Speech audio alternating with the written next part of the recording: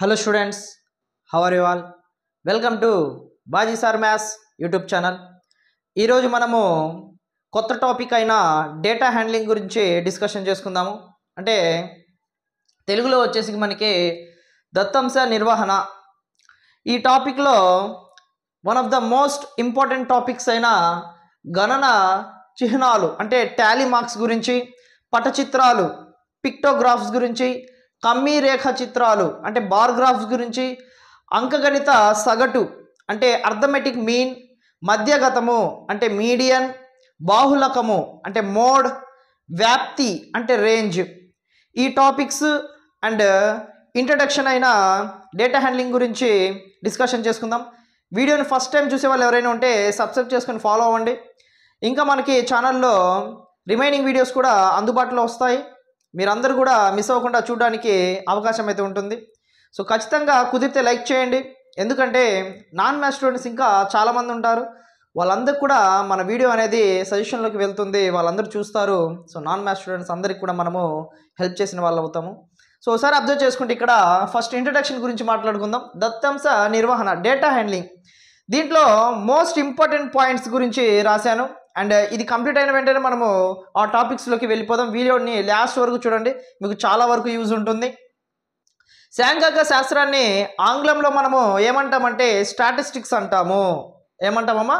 సాంఘిక శాస్త్రాన్ని ఆంగ్లంలో ఏమంటాం మనము? స్టాటిస్టిక్స్ అంటాము. సో స్టాటిస్టిక్స్, స్టాటస్ అనే లాటిన్ పదం నుండి వచ్చింది. అంటే ఈ మొత్తం సాంఘిక శాస్త్రము దేంట్లో నుంచి వచ్చింది అంటే దాదాపుగా 3 లాంగ్వేజెస్ నుంచి వచ్చింది. జాగ్రత్తగా అబ్జర్వ్ చేయి. స్టాటస్ అనే లాటిన్ పదం నుండి, స్టాటిస్టా అను ఇటాలియన్ పదం నుండి, స్టాటిస్టిక్ అను గ్రీకు పదం నుండి వచ్చింది.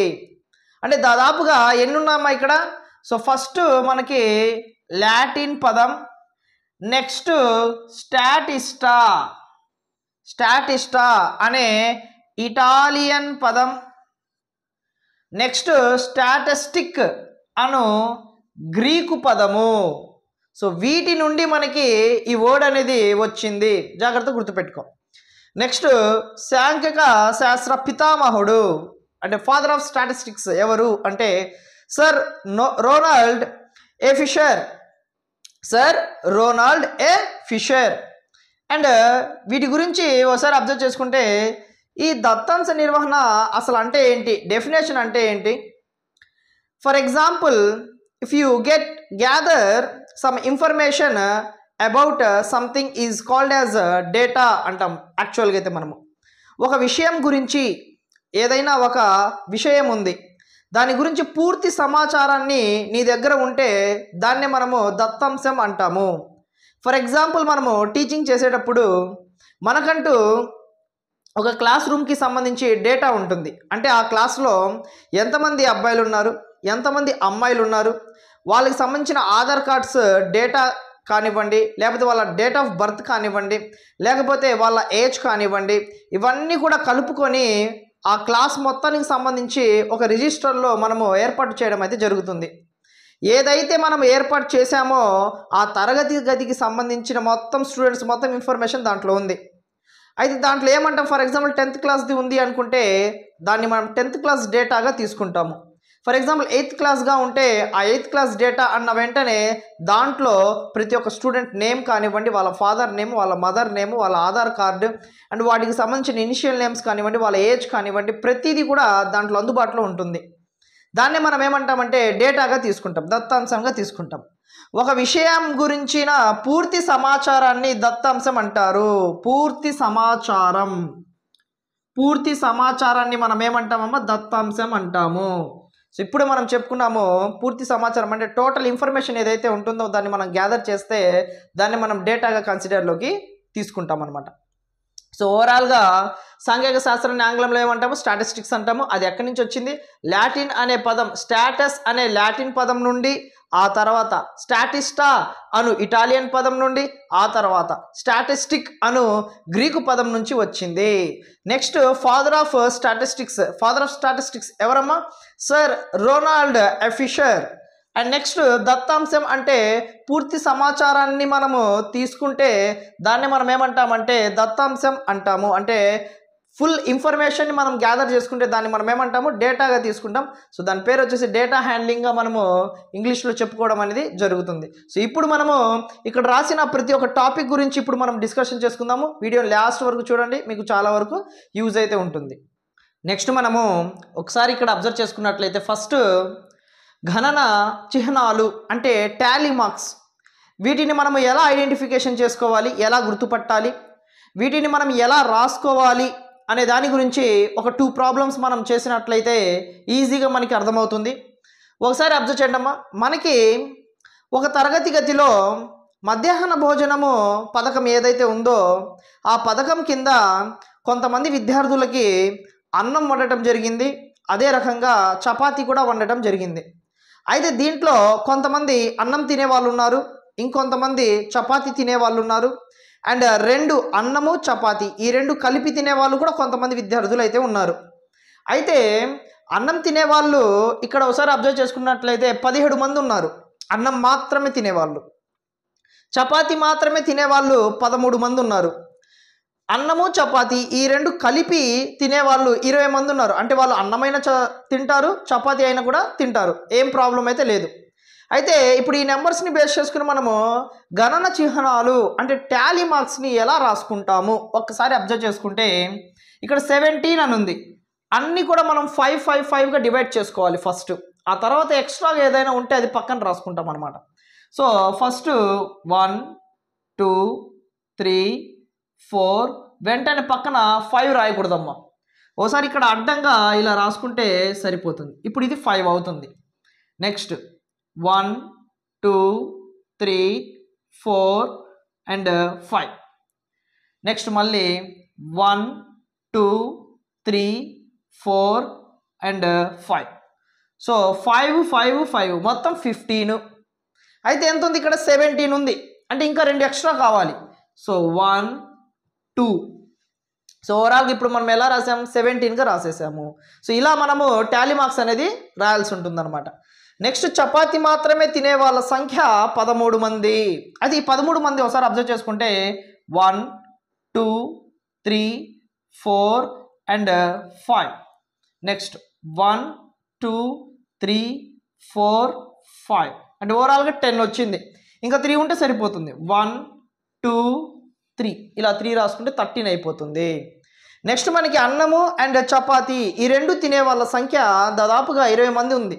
సో 20 మందిని మనం ఎలా రాసుకోవచ్చు అంటే 1 2 3 4 5 1 2 3 4 5 1 2 3 4 5 అండ్ 15 వచ్చింది మొత్తం. నెక్స్ట్ 1 2 3 4 5. సో ఓవరాల్గా మనము దీన్ని 20గా రాసుకోవచ్చు అనమాట. సో ఇలాగ మనము గణన చిహ్నాలని టాలీ మార్క్స్ని ఇలాగ మనము డినోట్ అనేది రాసుకుంటాం అనమాట. అయితే నెక్స్ట్ అదే క్లాస్లో చాలామంది విద్యార్థులు ఉంటారు కదా. సో అందరి విద్యార్థులకి బూట్లు అనేది కొనడం అయితే జరుగుతుంది.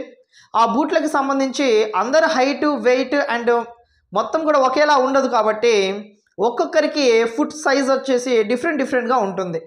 అలాగా ఒక్కొక్కరి విద్యార్థులకి 4 సైజు ఉంటే ఇంకొంతమంది విద్యార్థులకి 5, ఇంకొంతమంది విద్యార్థులకి 6, అలా డిఫరెంట్ సైజెస్ ఉన్నాయన్నమాట. అయితే ఫుట్ సైజ్ ఏదైతే ఉందో అది 4 ఉన్నవాళ్ళు ఎంతమంది, 5 ఉన్నవాళ్ళు ఎంతమంది, 6 ఉన్నవాళ్ళు ఎంతమంది అనేసి నెంబర్లో ఇచ్చాడు. ఆ నెంబర్స్ని బేస్ చేసుకొని మనము టాలీ మార్క్స్ని ఎలా రాస్తాము అనేది ఒకసారి అబ్జర్వ్ చేసుకోండి. బూట్ల పరిమాణము అంటే బూట్ల సైజ్ అన్నమాట. 4 ఇంచ్ 5 6 7 8. అంటే ఇక్కడ విద్యార్థుల సంఖ్య ఎంతమంది ఉన్నారు అంటే 4 సైజు ఉన్న బూట్ 4 సైజ్ వేసుకునే విద్యార్థులు 5 మంది ఉన్నారు. కాబట్టి దీన్ని మనం ఎలా రాసుకోవచ్చమ్మా 1 2 3 4 5. నెక్స్ట్ సైజ్ 5 ఉన్న వాళ్ళు ఎంతమంది 8 మెంబర్స్ ఉన్నారు కాబట్టి 1 2 3 4 5. నెక్స్ట్ 3 కాబట్టి 1 2 3 అప్పుడు మొత్తం ఎంత 8 అయిపోయింది. సో నెక్స్ట్ 6 సైజ్ ఉన్న వాళ్ళు ఎంత 10 మెంబర్స్ ఉన్నారు అంటే 1 2 3 4 5 1 2 3 4 5. సో మొత్తం 10 మెంబర్స్ అనేది మనకి సరిపోయింది అనమాట. నెక్స్ట్ 7 సైజ్ ఉన్న వాళ్ళు ఎంతమంది ఉన్నారమ్మా 7 మెంబర్స్ ఉన్నారు అంటే 1 2 3 4 5 1 2 మొత్తము 7. నెక్స్ట్ 8 సైజ్ ఉన్న వాళ్ళు 2 మెంబర్స్ ఉన్నారు, అంటే 1 2 సరిపోతుంది. సో ఇలాగ మనము గణన చిహ్నాలు అంటే టాలీ మార్క్స్ని ఐడెంటిఫికేషన్ అనేది చేసుకోవచ్చు అనమాట. సో ఎగ్జాంపుల్గా మనం 2 ప్రాబ్లమ్స్ని చేసుకున్నాము, రిమైనింగ్ ఏ ప్రాబ్లమ్స్ ఉన్నా కూడా మనము టాలీ మార్క్స్ని ఇలాగే రాసుకుంటాం. దీన్నే మనము గణన చిహ్నాలు అంటాము. నెక్స్ట్ మనము పటచిత్రాలు అంటే పిక్టోగ్రాఫ్స్ ఎలా ఉంటాయి ఇవి, వీటిని చూసి మనము ప్రాబ్లమ్స్ని ఎలా సాల్వ్ చేసుకోవచ్చు అని మినిమం బేసిక్స్ ఒకసారి ఐడెంటిఫికేషన్ చేసుకుందాము. ఫస్ట్ పిక్టోగ్రాఫ్స్ అంటే ఈ పటచిత్రాలు ఎలా ఉంటాయి అంటే పిక్చర్స్ ఏదైతే ఇచ్చి ఆ పిక్చర్స్ని బేస్ చేసుకొని మనం ప్రాబ్లమ్స్ అనేది సాల్వ్ చేసుకోవాలి. అంటే కొన్ని మెంబర్స్లో కానివ్వండి, లేదా ట్రాక్టర్స్ కానివ్వండి, లేదా బాల్స్ కానివ్వండి, లేదా బ్యాట్స్ కానివ్వండి, ఇలాగా ఏదో ఒక పిక్చర్ అనేది ఇస్తాడు. ఆ పిక్చర్స్ ఇచ్చి ఆ పిక్చర్స్కి సంబంధించిన టేబుల్ని బేస్ చేసుకొని కొన్ని ప్రాబ్లమ్స్ అయితే ఇవ్వడం జరుగుతుంది. ఆ ప్రాబ్లమ్స్ని బేస్ చేసుకుని మనం ఈజీగా మనము చేసుకోవడం జరుగుతుందన్నమాట. సో ఇక్కడ ఒకసారి అబ్జర్వ్ చేసుకుంటే ఒక క్లాస్ రూమ్ ఉంది. ఆ క్లాస్ రూమ్లో మనకి మండే నుంచి అంటే సోమవారం నుంచి శనివారం వరకు హాజరైతే జరుగుతూ ఉంటుంది. దాంట్లో రోజులేమో ఇటువైపు రాసుకున్నాము, అండ్ గైర్హాజరు అయిన వారి సంఖ్య అంటే ఆబ్సెంటీస్ అయిన వారి సంఖ్య ఇటు పక్కన రాసుకున్నాం అనమాట. అయితే వీటికి సంబంధించిన కొన్ని ప్రాబ్లమ్స్ని ఇప్పుడు సాల్వ్ చేయడానికి ట్రై చేద్దాము. సోమవారము అంటే ఆ రోజు 5 మెంబర్స్ ఆబ్సెంట్ అయ్యారు, మంగళవారము 4 మెంబర్స్ ఆబ్సెంట్ అయ్యారు, బుధవారము 2 మెంబర్స్ ఆబ్సెంట్ అయ్యారు, గురువారం అసలు ఎవరు కూడా ఆబ్సెంట్ అవ్వలేదు, ఆబ్సెంట్, అందరూ ప్రజెంటే అని దాని అర్థం. శుక్రవారం 1 మెంబర్ ఆబ్సెంట్ అయ్యారు, అండ్ శనివారం వచ్చేసి ఓవరాల్గా మనకి 8 మెంబర్స్ అనేది ఆబ్సెంటీస్ అనేది ఉందన్నమాట. అయితే ఈ ఆబ్సెంటీస్ని బేస్ చేసుకొని కిందిచ్చిన ప్రాబ్లమ్ని ఒకసారి సాల్వ్ చేసుకుందాము. ఏ రోజున గరిష్ట సంఖ్యలో విద్యార్థులు గైర్హాజరు అయ్యారు అంటున్నాడు. అంటే ఏ రోజులో ఎక్కువగా ఆబ్సెంటీస్ ఉంది అని అంటున్నాడు. ఏ రోజు ఎక్కువగా ఆబ్సెంటీస్ ఉంది, 8 మెంబర్స్ ఆబ్సెంట్ అయ్యారు. ఏ రోజమ్మా, శనివారము. అంటే ఫస్ట్ దానికి మనం ఏం రాసుకోవచ్చు, శనివారము అని రాసుకోవచ్చు అమ్మా, శనివారము అని రాసుకోవచ్చు. అంటే శనివారమే గరిష్ట స్థాయిలో అంటే ఎక్కువ మ్యాక్సిమం నెంబర్ ఆఫ్ మెంబర్స్ అనేది సాటర్డే మనకి ఆబ్సెంట్ అయిన సంగతి ఇక్కడ తెలుస్తుంది అనమాట. ఏ రోజున పూర్తి హాజరు అయ్యారు అంటున్నాడు. అంటే పూర్తి హాజరు అయ్యారు అంటే దాని అర్థం ఏంటి, ఆబ్సెంటీస్ అసలు లేరు, ఫుల్ ప్రెజెంట్ అనేసి. సో ఫుల్ ప్రెజెంట్ ఎప్పుడమ్మా, గురువారము. సో ఫుల్ ప్రెజెంట్ వచ్చేసి మనకి గురువారము. సో గురువారం మనకి ఫుల్ ప్రెజెంట్ అనేది జరిగిందనమాట. నెక్స్ట్ బుధవారము గైర్హాజరు విద్యార్థుల సంఖ్య అని అడుగుతున్నాడు. అంటే వెనస్డే రోజు బుధవారం ఏదైతే ఉందో ఆ రోజు ఎంతమంది ఆబ్సెంట్ అయ్యారు అంటున్నాడు. బుధవారం అంటే ఇక్కడ ఉంది 2. సో ఎంతమంది అమ్మ, మొత్తము 2. ఇవన్నీ కూడా మనము అకాడమిక్ టెక్స్ట్ బుక్లో మాత్రమే తీసుకొని చెప్పడం అయితే జరుగుతుందన్నమాట. సో ఈ డేటా హ్యాండ్లింగ్ అనేది మెయిన్ మనకి ప్రైమరీ లెవెల్ నుంచి స్టార్ట్ అవుతూ వెళ్తూ ఉంటుందన్నమాట. So 6th class, 7th class, 4th class వీటి నుంచి స్టార్ట్ అవుతూ వెళ్తుంది. సో వీటి నుంచి మనము ఈ గణన చిత్రాలు అండ్ పట్టచిత్రాలు అంటే టాలీ మార్క్స్, పిక్టోగ్రాఫ్స్ వీటి గురించి ఎక్కువగా మనము డిస్కషన్ చేసుకుంటూ ఉంటాం అనమాట. సో ఇంతకు ముందు మనము టాలీ మార్క్స్ గురించి డిస్కషన్ చేసుకున్నాము. సో ఇప్పుడు వచ్చేసి మనము పిక్టోగ్రాఫ్స్ గురించి డిస్కషన్ చేసుకున్నాం. సో పిక్టోగ్రాఫ్స్ అన్నీ కూడా ఇలానే ఉంటుంది. ఖచ్చితంగా ఒక బాక్స్ అయితే ఇస్తాడు. ఆ బాక్స్లో ఖచ్చితంగా ఇలాగా పిక్చర్స్ అనేది ఇవ్వడం జరుగుతుంది. ఆ పిక్చర్స్ని బేస్ చేసుకుని కొన్ని క్వశ్చన్స్ అయితే అడగడం జరుగుతుంది. ఆ పిక్చర్స్ని బేస్ చేసుకుని మనము క్వశ్చన్స్కి ఆన్సర్ అనేది ఇలాగా చేసుకుంటాం అనమాట. సో దీంట్లో ఇంకా అడగడానికి ఛాన్స్ అయితే ఉంది. సో దీంట్లో మనకి ఒక విద్యార్థి మాత్రమే గైర్హాజరు అయిన రోజు అని అడిగాడు అనుకోండి, ఒక విద్యార్థి మాత్రమే గైర్హాజరు అయిన రోజు ఏమవుతుంది, మనకి శుక్రవారం అవుతుంది. సో ఇలాగ నెంబర్ ఆఫ్ క్వశ్చన్స్ అనేది ప్రిపేర్ చేసుకొని ఈజీగా సాల్వ్ అనేది చేసుకోవచ్చు. నెక్స్ట్ మనము కమ్మీ రేఖ చిత్రాలు అంటే bar graphs. Already tally marks and pictographs complete అయిపోయాయి. Bar graphs. సో కమ్మీ రేఖ చిత్రాలు ఎలా ఉంటుంది, ఈ కమ్మీ రేఖ చిత్రాలని మనం ఎలా డ్రా చేసుకోవచ్చు అంటే క్వశ్చన్ని బేస్ చేసుకుని మనం ఎలా డ్రా చేసుకోవచ్చు అనేది డీటెయిల్గా ఇక్కడ ఎక్స్ప్లెయిన్ చేసుకుందాం. చూడండి అమ్మ ఒకసారి. సో ఇక్కడ మీరు ఒకసారి అబ్జర్వ్ చేసుకుంటే ఒక గ్రాఫ్ అనేది డ్రా చేయడానికి మనము ప్రయత్నిద్దాము. దీన్ని ఎక్స్ యాక్సెస్ అని తీసుకుంటాము, అండ్ ఇక్కడ వచ్చేసి మనము వై యాక్సెస్గా తీసుకుంటాము. స్కేల్ ఒకసారి మనము అబ్జర్వ్ చేసుకుంటే 1 unit is equal to 100 marks. 100 మార్క్స్గా నేను తీసుకుంటున్నాను అనమాట. అంటే దాదాపుగా ఇక్కడ 450 మార్క్స్, 500 మార్క్స్ ఇలా ఉంది. వీటన్నిటిని మనం 1, 2, 3 రాసుకుంటే చాలా పెద్దదైపోతుంది. అందుకనేసి ఇక్కడ నెంబర్ ఆఫ్ మార్క్స్ వచ్చేసి వై యాక్సెస్ మీద రాసుకుంటాము, అండ్ స్టూడెంట్ నేమ్స్ వచ్చేసి ఎక్స్ యాక్సెస్ మీద రాసుకుంటాం అనమాట. సో ఫస్ట్ మనము స్టూడెంట్స్ నేమ్స్కి సంబంధించి ఒకసారి అబ్జర్వ్ చేసుకోండి. ఇక్కడ అజయ్ గురించి ఫస్ట్ రాస్తున్నాను, నెక్స్ట్ బాలి గురించి, next Deepti, next Fayaz, and next Geetika, last Hari. So వీటి గురించి ఒకసారి అబ్జర్వ్ చేసుకుంటే ఫస్ట్ మనకి స్టార్టింగ్లో అయితే 0 ఉంటుంది, ఆ తర్వాత 100, 200, 300, 400, 500 అండ్ ఫైనల్లీ 600. సో ఇలాగ మనము ఇటువైపు మార్క్స్ని తీసుకున్నాము వై యాక్సెస్ మీద, నేమ్స్ వచ్చేసి ఎక్స్ యాక్సెస్ మీద. ఫస్ట్ అజయ్కి సంబంధించి 450 ఉంది. 450 అంటే మనము ఎక్కడ ఉంటుంది మనకి 450 400కి అండ్ 500కి మిడిల్లో ఉంటుంది, కాబట్టి మనము ఇంతవరకు తీసుకుంటే సరిపోతుంది అనమాట. నెక్స్ట్ బాలి సంబంధించి 500 ఉంది కాబట్టి 500కి స్ట్రైట్గా అంటే ఇక్కడ నుంచి మనము తీసుకుంటే బాలికి సంబంధించిన బార్ గ్రాఫ్ అనేది వచ్చేస్తుంది. నెక్స్ట్ దీప్తి వచ్చేసి 300 ఉంది. సో 300 అంటే 300కి స్ట్రైట్గా ఇక్కడ రాసుకోవచ్చు అనమాట. సో ఇది వచ్చేసి మనకి దీప్తికి సంబంధించింది.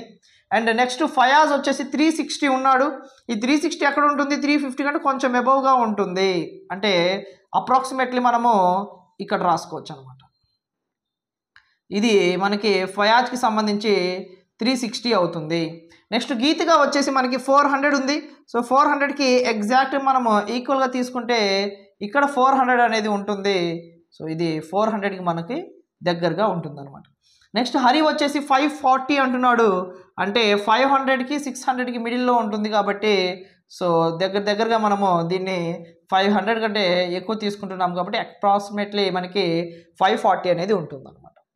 సో ఇదంతా కూడా మనకి బార్ గ్రాఫ్ అంటే కమ్మీ రేఖ చిత్రాలు. ఈ కమ్మీ రేఖ చిత్రాలు ఎక్కడ యూజ్ చేస్తాము అంటే మనం ఒక గ్రాఫ్ తీసుకొని యూజ్ చేయడం అయితే జరుగుతుంది. ఖచ్చితంగా స్కేల్ అనేది రాసుకోవాలి. 1 యూనిట్ ఈజ్ ఈక్వల్ టు, నేను ఇక్కడ తీసుకున్న డిఫరెన్సెస్ మార్క్స్ ఎలా ఉన్నాయి, 100 ఉంది కాబట్టి 100 మార్క్స్గా తీసుకున్నాను అనమాట. అలా కాకుండా 0 నుంచి డైరెక్ట్గా 50, 100, 150, 200, 250, 300 ఇలా ఉందనుకోండి, అప్పుడు డిఫరెన్స్ ఎలా ఉంది, 50 ఉంది. కాబట్టి 1 యూనిట్ ఈజ్ ఈక్వల్ టు 50 మార్క్స్గా తీసుకోవాల్సి ఉంటుంది అనమాట. అంటే మనం ఎన్ని మార్క్స్ 0 నుంచి తేడాగా ఎంత అయితే తీసుకుంటామో దాన్ని మనం 1 యూనిట్ ఈజ్ ఈక్వల్ టు అన్ని మార్క్స్గా రాసుకుంటాం. మనం ఇక్కడ 100 తీసుకున్నాం కాబట్టి 100 మార్క్స్గా మనం ఇప్పుడు రాసుకోవడం అయితే జరిగింది. సో అడగడానికి ఛాన్స్ ఉన్న క్వశ్చన్స్ ఎలా ఉంటాయంటే ఇక్కడ మనకి number of students A axis మీద తీసుకుంటాం, ఎక్స్ యాక్సిస్ మీద. Number of marks A axis మీద తీసుకుంటాము, వై యాక్సిస్ మీద తీసుకుంటాము. ఎక్స్ యాక్సిస్ అంటే హారిజంటల్ లైన్కి సంబంధించింది, వై యాక్సిస్ అంటే వెర్టికల్ లైన్కి సంబంధించింది, అంటే నిలువు రేఖలు సమాంతర రేఖలు ఉంటాయి కదా, సో వాటికి సంబంధించి అనమాట. సో ఎక్స్ యాక్సిస్ ఎలా ఉంటుంది, హారిజంటల్గా ఉంటుంది, వై యాక్సిస్ అనేది వెర్టికల్గా ఉంటుందన్నమాట. నెక్స్ట్ మనము one of the most important topics అయిన అర్థమెటిక్ మీన్ అంటే సగటు, మధ్యగతము అంటే మీడియన్, బాహుళకము అంటే మోడ్, ఈ మూడింటి గురించి డిస్కషన్ చేసుకుందాం. ఆ తర్వాత వ్యాప్తి రేంజ్ గురించి కూడా డిస్కషన్ చేసుకుందాము. జాగ్రత్తగా విను. అర్థమెటిక్ మీన్ అంటే ఏ ప్రాబ్లం అయినా ఇవ్వనివ్వండి, ఆ సగటుని మనం ఎలా ఫైండ్ అవుట్ చేస్తాము అంటే some of the observations by number of the observations అనే ఒక ఫార్ములా ఉంటుంది. ఆ ఫార్ములాని బేస్ చేసుకుని మనము ప్రాబ్లమ్స్ అనేది సాల్వ్ చేసుకుంటాం అనమాట. అయితే ఇక్కడ సమ్ ఆఫ్ ద అబ్జర్వేషన్స్ అంటే ఏంటి, నెంబర్ ఆఫ్ ద అబ్జర్వేషన్స్ అంటే ఏంటి ఒకసారి గమనించుకుంటే సగటు ఈజ్ ఈక్వల్ టు అన్ని పరిశీలనాంశాల సంఖ్య బై పరిశీలనాంశాల సంఖ్య అని ఉంది. అంటే some of the observations by number of the observations అని దీని అర్థం. సో ఇక్కడ మనము సమ్ ఆఫ్ ద అబ్జర్వేషన్స్ అంటే ఎలా సాల్వ్ చేసుకుంటాము అనేది ఒకసారి అబ్జర్వ్ చేసుకుంటే ఆశీష్ 3 వరుస రోజులలో వరుసగా 4 గంటలు, 5 గంటలు, 3 గంటల పాటు చదివిన తన సగటు ఎంత అని అంటున్నాడు. అంటే చదివిన దానికి సగటు ఎంత అంటున్నాడు. అయితే ఎవరైతే వరుసగా అంటే కంటిన్యూస్గా ఎంత చదివాడు, ఫస్ట్ రోజు వచ్చేసి 4 అవర్స్, 5 అవర్స్, తర్వాత 3 అవర్స్ అనేది చదవడం జరిగింది. సో దానికి సంబంధించిన మీన్ని ఫైండ్ అవుట్ చేయమని చెప్తున్నాడు. సమ్ ఆఫ్ ద అబ్జర్వేషన్స్ అంటే ఈ అబ్జర్వేషన్స్ ఏదైతే ఉన్నాయో వీటిని మనము సమ్ చేస్తాము, అంటే యాడ్ చేస్తాం అనమాట. సో ఫస్ట్ మనం న్యూమరేటర్లో 4 + 5 + అండ్ 3 న్యూమరేటర్లో రాసుకుంటాము. నెక్స్ట్ డినామినేటర్లో వచ్చేసరికి, హారంలో వచ్చేసరికి పరిశీనాంశాల సంఖ్య అంటే ఎన్ని ఉన్నాయి మొత్తము, some of the observation by number of the observations అంటే 1 2 3 మొత్తం 3 ఉన్నాయి కాబట్టి 3 అనేది రాసుకోవడం జరుగుతుంది. So that is equal to మొత్తాన్ని యాడ్ చేసుకుంటే 4 + 5 ఏమవుతుంది 9, 9 ఒక 3 ఏమవుతుంది 12. So 12/3. So 3 1s 3 4s that is equal to మనకి మీన్ ఎంత వచ్చిందమ్మా 4 వచ్చింది. సో ఇలాగ మనము మీన్ వాల్యూని ఫైండ్ అవుట్ చేయడం అనే ప్రాసెస్ అనేది జరుగుతుందన్నమాట. నెక్స్ట్ మనము సెకండ్ ప్రాబ్లం ఒకసారి అబ్జర్వ్ చేసుకుంటే, ఒక బ్యాట్స్మెన్ 6 ఇన్నింగ్స్లలో చేసిన పరుగుల సంఖ్య 36, 35, 50, 46, 60, 55. సో ఒక్కొక్క ఇన్నింగ్లో ఒక్కొక్క రన్ అనేది చేయడం జరుగుతుంది. సో అలా చేసిన దానికి సంబంధించి మీన్ని ఫైండ్ అవుట్ చేయమని చెప్తున్నాడు. సో ఫార్ములా ఏముంటుంది మనకి, some of the observations by number of the observations. ఓసారి ఇక్కడ అబ్జర్వ్ చేసుకుంటే న్యూమరేటర్లో ఏం రాసుకుంటాం, సమ్ రాసుకుంటాం. అంటే 36 + 35 + 50 + 46 + 60 + and finally 55 by number of the observations అంటే పరిశీలనాంశాల సంఖ్య. అంటే ఎన్ని ఉన్నాయి 1 2 3 4 5 6 మొత్తం 6 ఉన్నాయి కాబట్టి 6 అనేది రాయడం జరుగుతుంది. సో ఒకసారి వీటన్నిటిని యాడ్ చేసుకుంటే ఎంత వస్తుంది మనకి 282 వస్తుంది. ఎంత వస్తుందమ్మా 282/6. ఒకసారి 6 టేబుల్తో మనము క్యాన్సిలేషన్ ఒకసారి చేసుకున్నట్లయితే 6 1s 6, ఇక్కడ 6 4s 24 ఎంత వస్తుంది 6 4s 24. సో నెక్స్ట్ 6 4s 24 పోతే మనకి ఇక్కడ 4 ఉంటుంది. ఆ 4ని ఇక్కడ పక్కన రాసుకుంటే ఎంత అవుతుందమ్మా 42 అవుతుంది. ఈ 42 ఎన్ని టైమ్స్ పోతుంది మనకి 6 టేబుల్లో 7 టైమ్స్ పోతుంది. సో 6 7s 42 అంటే ఓవరాల్గా మనకి ఆన్సర్ ఏమొచ్చింది 47 వచ్చింది. అంటే ఫైనల్లీ మీన్ మనకి 47 వచ్చింది. సో ఇలాగా ప్రాబ్లమ్స్ ఏమైనా ఇవ్వనివ్వండి, ఆ ప్రాబ్లమ్స్కి సంబంధించి అబ్జర్వేషన్స్ ఎన్ని ఉన్నాయో చూసుకోండి ఒకసారి.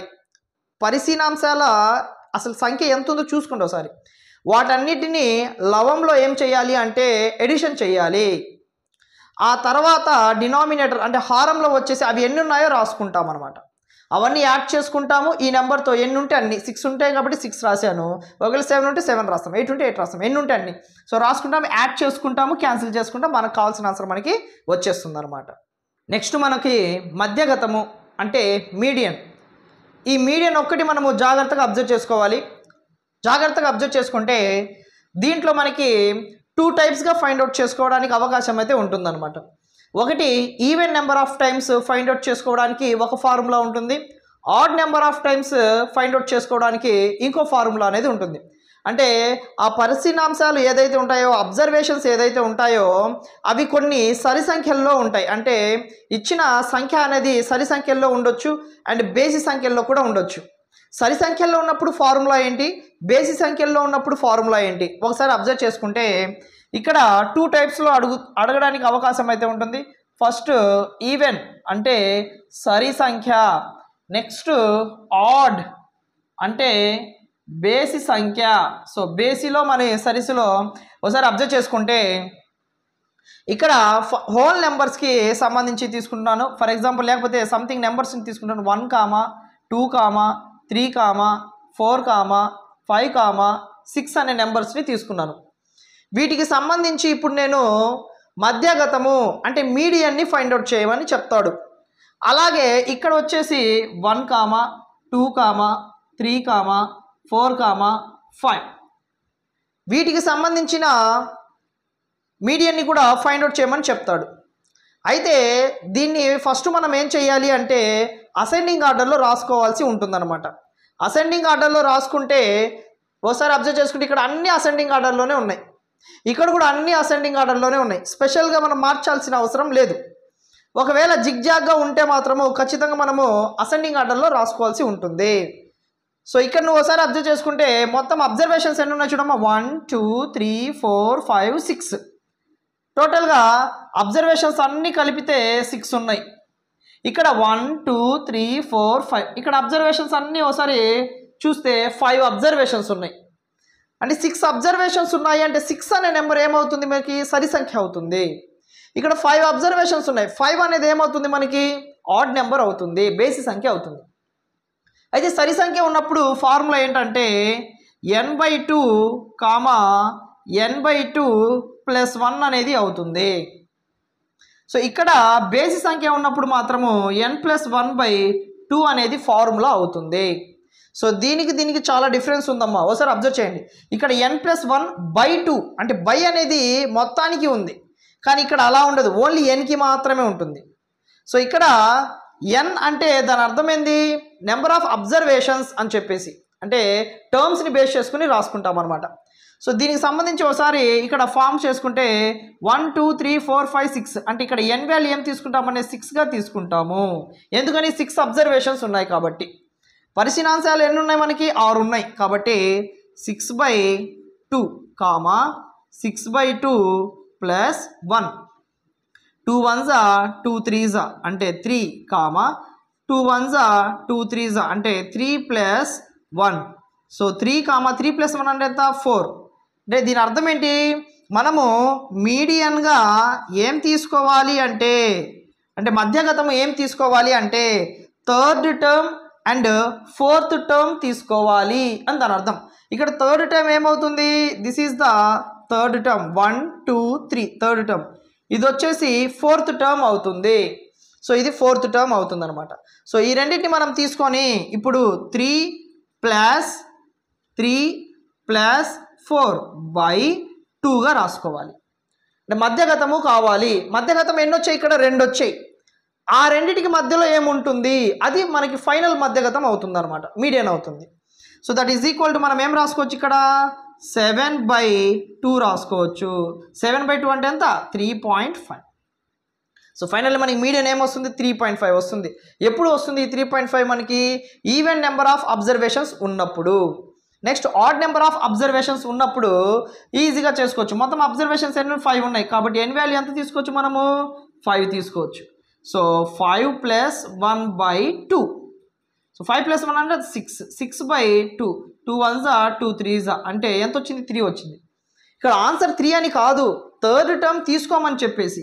సో థర్డ్ టర్మ్ ఏదైతే ఉంటుందో అది ఆన్సర్ అవుతుంది మనకి. సో ఇక్కడ థర్డ్ టర్మ్ ఒకసారి అబ్జర్వ్ చేసుకుంటే 1 2 3. సో థర్డ్ టర్మ్ ఏముంది, 3నే ఉంది కాబట్టి ఆన్సర్ ఏమవుతుంది, ఇక్కడ median is equal to answer ఏమవుతుందమ్మా, 3 అవుతుంది. సో మీడియన్ 3 అవుతుంది అనమాట. సో ఇలాగ మనకి ఈవెన్ నెంబర్ ఆఫ్ అబ్జర్వేషన్స్ ఉన్నప్పుడు ఈ 2 ఫార్ములాస్ యూజ్ చేస్తాము. ఆడ్ నెంబర్ ఆఫ్ అబ్జర్వేషన్స్ ఉన్నప్పుడు మాత్రము ఈ ఫార్ములా అనేది యూజ్ చేసుకొని ప్రాబ్లమ్స్ అనేది ఇలాగా సాల్వ్ చేసుకుంటాం అనమాట. నెక్స్ట్ మనము ఇక్కడ మీడియన్కి సంబంధించి ఒక ప్రాబ్లమ్ని డిస్కషన్ చేసుకుందాం. క్రికెట్ మ్యాచ్లో 8 మంది ఆటగాళ్ళ పరుగులు ఒకసారి అబ్జర్వ్ చేసుకుంటే 6 15 120 50 100 80 10 16 ఇవి వీటికి సంబంధించిన స్కోర్స్ అనమాట. అయితే దీనికి సంబంధించి మనము మీడియన్ని ఫైండ్ అవుట్ అనేది చేసుకోవాలి. మీడియన్ని ఫైండ్ అవుట్ చేసుకోవాలి అంటే ఫస్ట్ దీన్ని దేంట్లోకి రాసుకోవాలి, అసెండింగ్ ఆర్డర్లోకి రాసుకోవాలి అని చెప్పాను. ఫస్ట్ దీన్ని మనము అసెండింగ్ ఆర్డర్లో రాసుకుంటే, అసెండింగ్ ఆర్డర్ అంటే మీకు ఏం గుర్తుకు రావాలి, ఏరోప్లేన్ గుర్తుకు రావాలి. ఎందుకని అసెండింగ్ ఆర్డర్ ఏతో స్టార్ట్ అవుతుంది, ఏరోప్లేన్ కూడా ఏతో స్టార్ట్ అవుతుంది. ఏరోప్లేన్ ఎలా వెళ్తుంది, కింద నుంచి పైకి వెళ్తుంది. అలాగే అసెండింగ్ ఆర్డర్ కూడా ఎలా వెళ్తుంది, కింద నుంచి పైకి వెళ్తుంది. అంటే చిన్న నెంబర్ నుంచి పెద్ద నెంబర్కి వెళ్తుంది అని దాని అర్థం అనమాట. సో ఇక్కడ చిన్న నెంబర్ ఏమవుతుంది ఒకసారి అబ్జర్వ్ చేసుకుంటే 6 అవుతుంది. నెక్స్ట్ చిన్న నెంబర్ అయిపోయింది. దానికంటే పెద్ద నెంబర్ ఇంకేముంది ఇక్కడ 10. దానికంటే ఇంకొంచెం పెద్దది 15. దానికంటే ఇంకొంచెం పెద్దది 16. దానికంటే ఇంకొంచెం పెద్దది 50. నెక్స్ట్ 80. నెక్స్ట్ 100. నెక్స్ట్ 120. 120 120. సో 1 2 3 4 5 6 7 8 మెంబర్స్కి సంబంధించిన స్కోర్ అనేది రాసుకున్నాం. దేంట్లో అసెండింగ్ ఆర్డర్లో, అంటే చిన్న నుంచి పెద్ద వరకు అనమాట. సో దీంట్లో నుంచి ఇప్పుడు మనకి మీడియన్ కావాలి. మొత్తం ఈవెన్ నెంబర్ ఆఫ్ టైమ్స్ అనమాట. సో 1 2 3 4 5 మొత్తము ఎన్ వాల్యూ ఎంత ఉంది ఇప్పుడు 8 ఉంది. సో మొత్తం 8 ఉన్నాయి కాబట్టి ఎన్ వాల్యూ ఏం రాసుకోవాలి 8గా రాసుకోవాలి. అంటే even number of times. Even number of times అంటే ఫార్ములా ఏమని తెలుసు మనకి, n/2 n/2 ప్లస్ 1గా రాసుకోవచ్చు. ఇది n ఎంత ఉంది 8 ఉంది. So 8/2 8/2 plus 1. So 2 1s 2 4s అంటే 4 2 1s 2 4s అంటే 4 ప్లస్ 1. So finally 4 5. అంటే దాని అర్థం ఏంటి, ఈ టర్మ్స్ని తీసుకోవాలి అని చెప్పేసి, ఈ టర్మ్స్ని మాత్రమే తీసుకోవాలి మనం. ఫోర్త్ టర్మ్ అంటే first term, second term, third term, fourth term అంటే ఎంత 16, ఫిఫ్త్ టర్మ్ ఏమవుతుంది 50. వీటికి సంబంధించిన మీడియన్ని ఫైండ్ అవుట్ చేయాలి అంటే ఈ రెండు యాడ్ చేసుకోవాలి. 16 plus 50/2 that is equal to 16 plus 50 ఏమవుతుంది 66 అవుతుంది by 2. 2 1s 2 33s that is equal to ఫైనల్గా మనకి మీడియన్ ఏమొచ్చిందమ్మా 33 వచ్చింది. అంటే ఒక ప్రాబ్లం ఇచ్చాడు అంటే ఫస్ట్ ఆ ప్రాబ్లము ఈవెన్ నెంబర్ ఆఫ్ టైమ్స్లో ఉందా ఆడ్ నెంబర్ ఆఫ్ టైమ్స్లో ఉందా అనేది చెక్ చేసుకోవాలి. చెక్ చేసుకున్న తర్వాత దాన్ని మనం అసెండింగ్ ఆర్డర్లో రాసుకోవాలి, అంటే చిన్న నుంచి పెద్ద వరకు రాసుకోవాలి. సో ఇప్పుడు మనము చిన్న నుంచి పెద్ద వరకు రాసుకున్నాము. ఆ తర్వాత ఈవెన్ నెంబర్ ఆఫ్ టైమ్స్లో ఉందని అర్థమైపోయింది. ఎందుకని n ఈజ్ ఈక్వల్ టు ఏమొచ్చింది 8 వచ్చింది. 8 అనేది సరి సంఖ్య. వెంటనే మనం ఫార్ములాస్ అనేది రాసుకొని చేసుకుంటాము. ఫైనల్ మనకి 2 టర్మ్స్ వస్తాయి అన్నమాట. ఆ 2 టర్మ్స్ అనేది మనము ప్లస్ చేసుకుని 2తో డివైడెడ్ బై చేసుకుంటే క్యాన్సిల్ చేసుకుంటే మనకు కావాల్సిన ఆన్సర్ మనకి వచ్చేస్తుంది. నెక్స్ట్ మనము అదే మీడియన్ని ఒకసారి అబ్జర్వ్ చేసుకుంటే అదే క్రికెట్ మ్యాచ్లో మనకి 5 మంది ఆటగాళ్ళ పరుగులు అంటే 5 మెంబర్స్కి సంబంధించి ఇచ్చారు. సో ఆ 5 మెంబర్స్లో ఫస్ట్ పర్సన్ వచ్చేసి 120 రన్స్, సెకండ్ పర్సన్ వచ్చేసి 50, third person 100, fourth person 80 and next 10 runs అనేది చేయడం అనేది జరుగుతుందన్నమాట. సో ఇప్పుడు మనకి మీడియన్ కావాలి అంటే ఫస్ట్ ఇచ్చిన దాన్ని మనము దేంట్లోకి రాసుకోవాలి, అసెండింగ్ ఆర్డర్లో రాసుకోవాలి. సో అసెండింగ్ ఆర్డర్ అంటే చిన్న నుంచి పెద్ద వరకు. దీంట్లో చిన్న నెంబర్ ఏమవుతుంది 10, ఇంకొంచెం పెద్దది ఏమవుతుంది 50, ఇంకొంచెం పెద్దది 80, ఇంకొంచెం పెద్దది 100, ఇంకొంచెం పెద్దది 120. సో ఓవరాల్గా అందరు ఎంతమంది ఉన్నారు, మొత్తము ఎంత వచ్చింది 5 వచ్చింది. కాబట్టి n ఈజ్ ఈక్వల్ టు 5. అంటే 5 అనేది ఏమవుతుంది మనకి ఆడ్ నెంబర్ ఆఫ్ టైమ్స్ అవుతుంది, ఆడ్ నెంబర్ అవుతుంది, బేసి సంఖ్య అవుతుంది. సో బేసి సంఖ్య ఉన్నప్పుడు మనకి ఫార్ములా ఏంటి n+1/2.